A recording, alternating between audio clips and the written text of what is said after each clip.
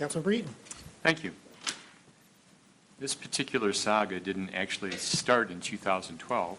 It started in 2003 when the city exercised its right of first refusal when the YMCA decided to sell their old building.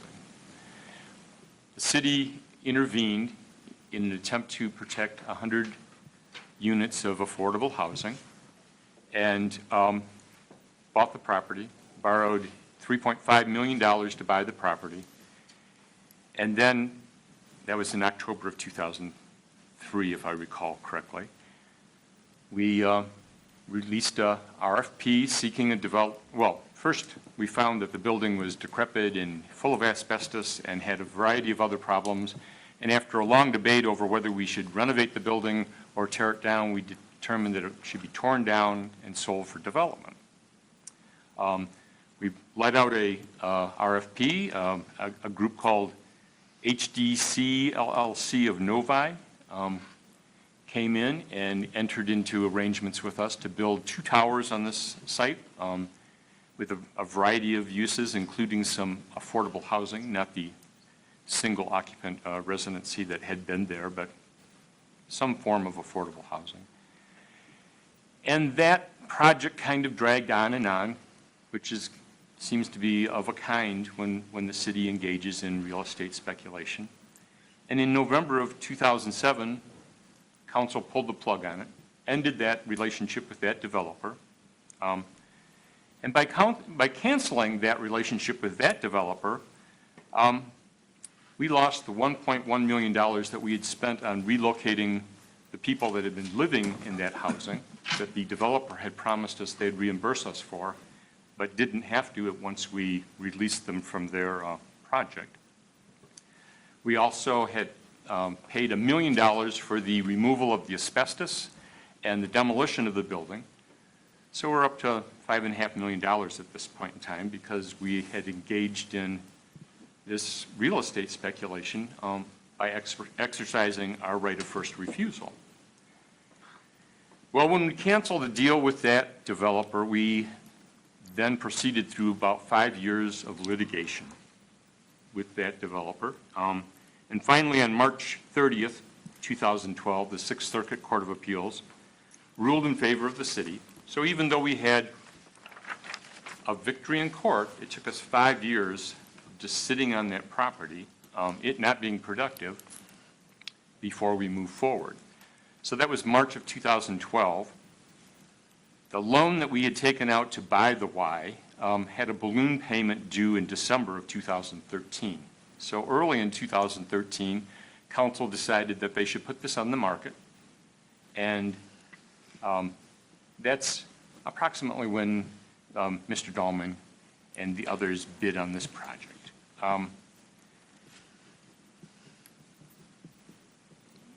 We were able to sell the property to Mr. Dahlman. We were able to pay off our balloon payment that was coming due, and we were able to reach an agreement with Dahlman's company, Fifth Fourth. And that agreement included a lot of requirements beyond just simply building a building. It required mixed use of particular kinds. It required open space of a particular amount, including the inclusion of a grand fountain. It required them to comply with the Design Review Board in a mandatory fashion rather than the usual advisory role of that board. And the price tag was approximately $5.2 million. I'm not going to talk about the relationship between the city and Mr.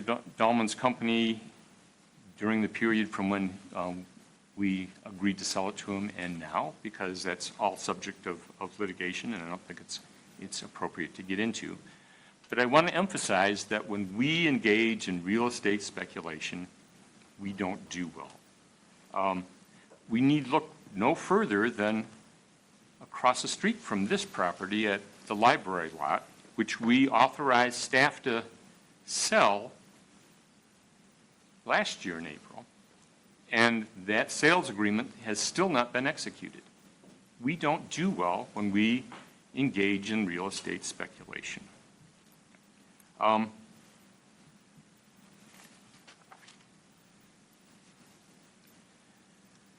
This resolution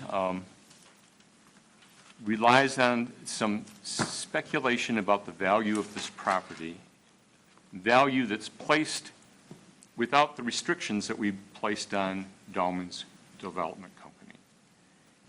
And so the idea that we're going to obtain a great profit by taking this property back and then reselling it seems, again, to be pure speculation.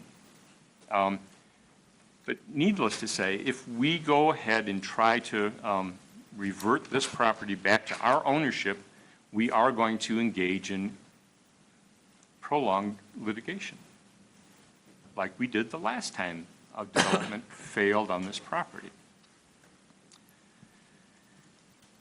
The method that we're going to use to finance this is to use our general fund reserve account.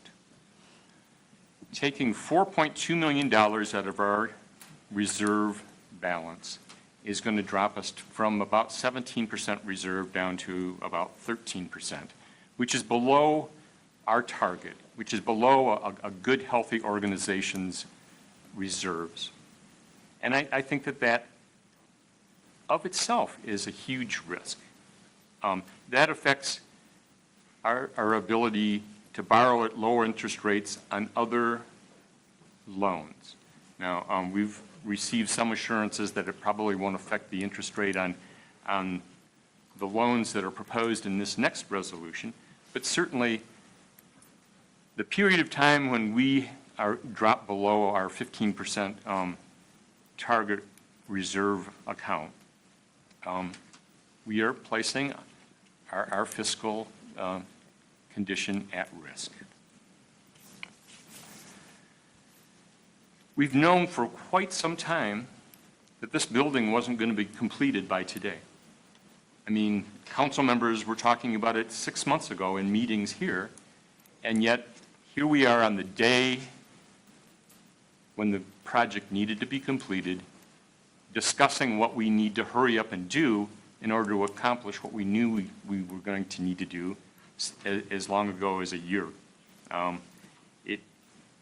It's rather inexcusable that we put it off to the last minute to have this discussion, especially because we're going to have to spend $4.2 million out of our general reserve account. I don't think it's responsible for us in a fiscal manner to use those reserve account funds for that purpose, in hopes that we'll be able to issue some bonds at a later point in time. So what began in 2003 as an attempt to protect 100 units of affordable housing has really turned into a wildly expensive adventure in real estate speculation. I believe that we should bring this to a close sooner rather than later. I don't want to see years of litigation. I'll vote no on this resolution unless, of course, we agree to postpone it. And so at this point, I'm going to make a motion to postpone this until the next meeting to give our attorneys time to respond to settlement offers that were made to us last Friday. So that's my motion. Is there a second? Second by Councilmember Bannister. Discussion of the postponement.